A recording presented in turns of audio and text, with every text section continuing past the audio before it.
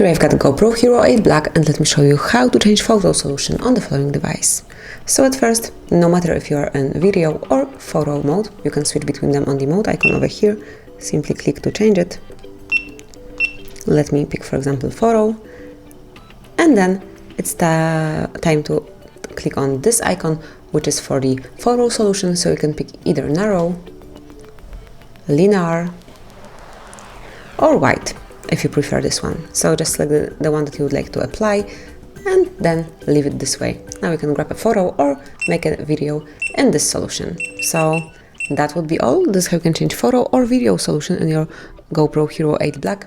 Thank you for watching. Please subscribe our channel and leave the thumbs up.